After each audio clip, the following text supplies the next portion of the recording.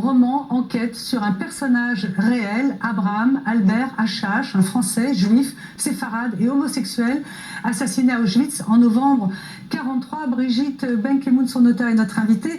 Brigitte, vous nous avez expliqué dans la première partie de ce journal la situation des Juifs de France à Nice, jusqu'à la grande rafle de 42, la déportation d'un certain nombre de ces Juifs. C'est 43 la rafle. De 43, pardon, de 43. La grande rafle, c'est 43. 43, pardon. Vous nous avez donc aussi expliqué la déportation de ces Juifs. Certains étaient originaires d'Algérie dans les camps. Je voudrais maintenant qu'on remonte, si vous voulez bien, en arrière et qu'on aille donc dans la première partie de votre livre, en Algérie, terre natale de votre famille, de votre arrière-grand-oncle. On est en 1890-1900. Le décret Crémieux est passé en 1870. Il accorde la nationalité, vous me dites si je me trompe, à 37 000 Juifs. Et la tendance générale, apprend-on dans votre livre, c'est l'antisémitisme. Alors on est loin de c'était bien l'Algérie, on s'entendait tous et tout allait bien. Je voudrais que vous nous expliquiez cette partie-là de votre enquête. Alors je pense, d'après ce que j'ai cru comprendre, le décret Crémieux a été donc imposé par Adolphe Crémieux qui s'est battu pendant des années pour arriver à accorder la nationalité française à ses coreligionnaires d'Algérie. J'ai l'impression que les autorités religieuses n'ont pas forcément été emballées tout de suite, mais n'empêche que parmi les Juifs, c'est une victoire incroyable. Il suffit de regarder un petit peu leurs prénoms et de voir comment en 30 ans, ils s'appellent Yuna, Youssouf, Messaoud, et en 30 ans, ils deviennent Daniel, Albert, Berthe. Il y a une envie de devenir français qui est assez incroyable. Mais à côté de ça, je pense que les colons n'avaient pas imaginé que les Juifs d'Algérie seraient aussi vifs, aussi prompts à adopter à la fois la nationalité et le mode de vie et l'envie de rentrer dans la fonction publique, l'envie de faire des études. Donc ils sont un petit peu surpris par cette furieuse envie de réussir. Arrivent aussi tout un tas de colons qui viennent d'Italie, de Malte, d'Espagne, qui ont un antisémitisme plus chevillé au corps, probablement lié à un catholicisme assez archaïque. Et donc tout cela produit, avec l'affaire Dreyfus en France, une flambée de violence absolument incroyable qui est localisée précisément sur la fin du 19e siècle. Les années 96, 97, 98 sont terribles. Et puis vous allez un peu plus loin, Brigitte, puisque vous parlez du maire d'Alger en 1920 qui a perdu les élections à cause du non-vote juif. Oui, mais ce qui est plus incroyable encore, c'est vraiment cette fin du 19e où sur les 6 députés d'Algérie, 3 sont vraiment des députés qui appartiennent à des ligues anti-juives. Ils n'ont pas un parti qui sert de cache-misère, ils sont vraiment labellisés Ligue anti-juive. Il y a donc 3 sur 6.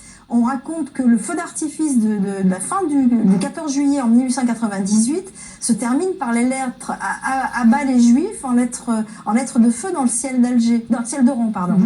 Donc il y a vraiment, on raconte aussi que, c'est même pas on raconte, parce que là j'ai l'air de relayer des rumeurs. C'est Geneviève Dermedjian qui est vraiment une historienne extrêmement réputée, qui a fait tous ses travaux sur cette période et qui, point par point, reprend cette période extrêmement sombre et assez méconnue de l'histoire d'Algérie et l'histoire de la France aussi. Brigitte, je reviens à ce que je disais sur votre premier livre. Ça, c'est quelque chose que vous avez découvert en enquêtant ou c'est quelque chose qu'on vous disait dans votre famille, puisque voilà, vous êtes d'Algérie vous aussi? Sur cette violence anti-juive? Oui. Personne ne m'en a jamais parlé. Personne. Et quand j'en ai parlé à mon père, il n'était pas au courant. Il connaissait la période d'antisémitisme qui a précédé la Deuxième Guerre mondiale. Il connaissait l'élection du maire d'Oran, qui était un maire antisémite, en effet, dans les années 30. Mais cette violence anti-juive de la fin du 19e, qui était liée en partie à l'affaire Dreyfus en France, il n'en avait jamais entendu parler, et moi non plus. C'est en cherchant. En fait, quand j'ai voulu comprendre comment le père d'Albert était mort, en 1898, je me suis dit de quoi on peut mourir à cette époque-là, Sidi Bel Abbès. J'ai cherché et je suis tombée là-dessus avec stupeur. Alors justement, Brigitte, est-ce que vous avez toujours aimé Albert? Parce que je trouve quand même qu'il n'est pas toujours aimable, contrairement à un autre camarade non, il n'est pas toujours aimable. Algérien, Joseph Dahan, dont vous parlez, qu'on retrouve plus tard déporté héroïque. Albert, votre Albert n'a pas été résistant, il n'a pas combattu, il a voulu s'en sortir, il a voulu en être. Il est un peu falot par moments, il est attiré un peu par la lumière et par l'argent. Vous l'avez donc pas aimé tout le temps? Si, je l'ai aimé tout le temps, mais je l'ai aimé jusque dans ses faiblesses, je l'ai aimé jusque dans ses lâchetés, je l'ai aimé jusque dans sa furieuse énergie à survivre. C'est vrai qu'il n'est pas héroïque, ni pendant la guerre de 14, ni à l'approche de la Deuxième Guerre mondiale. C'est pas un héros à sa façon, mais c'est un héros parce qu'il arrive à bousculer les traditions, il arrive à faire quelque chose, je trouve, de très moderne, c'est qu'il arrive à être lui, à une époque où c'est pas du tout la question d'être soi. Brigitte, on va faire un peu notre Benjamin Stora en jupon, parce que donc dans votre livre, en plus des 3 exils des Juifs d'Algérie dont parle Benjamin Stora, vous, Brigitte Benkemoun, vous en citez un autre, donc celui des homosexuels. Qu'est-ce que toute cette enquête vous a permis de découvrir sur ces recoins de l'Algérie dont on ne vous a pas parlé finalement? Alors, évidemment, j'ai découvert cette cohabitation qui est loin d'être angélique et idéale entre colons et juifs. Alors ça, j'ai jamais tellement cru à la légende de on s'aimait tous, on vivait ensemble. Mais quand même, j'ai vu à quel point cette société était cloisonnée, clivée, communautariste. Et même si en effet, on a tous autour de nous des exemples de jeunes juifs qui misent sur les études, qui veulent sortir de leurs conditions, qui veulent n'être enfermés nulle part. Mais bon, j'ai découvert ça. J'ai découvert l'extrême tolérance malgré tout ce qu'on peut imaginer qu'il y a dû avoir dans cette famille. Parce que finalement, tout le monde savait qu'Albert était homosexuel. Tout le monde savait qu'il était parti pour ça, tout le monde se doutait. Et les ponts n'ont jamais été coupés. Donc j'étais assez émue par ça, par cet amour qui surmonte tout. Moi, j'étais touchée aussi par, à un moment donné, vous citez beaucoup de monde, mais vous citez Jean d'Ormesson, qui a eu également un membre de sa famille homosexuelle. Et donc, finalement, il disait, sa seule issue pour lui, c'était quoi? La seule issue pour lui, c'était de mourir. Alors, je me souviens plus comment s'appellent ces armes allemandes, mais en gros, sa seule issue, c'était mourir pour finalement ne pas vivre humilié, déshonoré.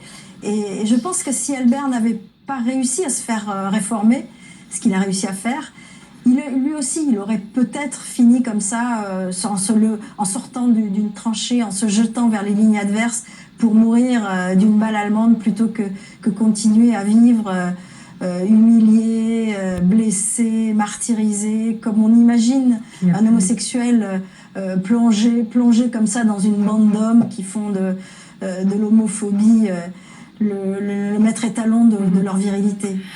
Brigitte Benkemoun, pour finir, je voudrais qu'on parle un peu de vous, parce que vous avez placé, vous l'avez dit en début de cette émission, vous avez placé votre roman d'enquête sous l'égide un peu symbolique, on va dire, de Modiano, avec en référence Dora Bruder. Et en fait, votre livre est truffé de références, de citations. Et je me suis demandé à un moment donné, mais est-ce que vous n'êtes pas senti la petite séfarade illégitime sur un sujet pareil, pour que justement vous mettiez partout des références? Mais pourquoi?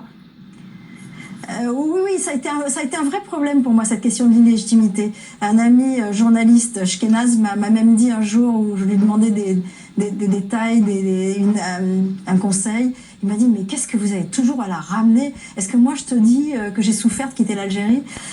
Donc c'était une boutade, c'était son humour juif, mais c'est vrai que j'ai compris ce qu'il voulait dire. C'est en quoi moi, qui n'ai perdu qu'Albert, j'ose venir raconter ce qu'a été la tragédie des séfarades pendant cette Deuxième Guerre mondiale. Comment moi, c'est aussi ce que j'ai pensé quand un ami me dit un jour, ah mais finalement ton Albert, c'est Dora Bruder séfarade. Et je me suis dit, oui, c'est vrai, mais comment moi, je vais oser passer après Modiano, après tant d'autres, après tous ces auteurs qui ont déjà tout dit, qui ont déjà tout magnifiquement dit. Donc,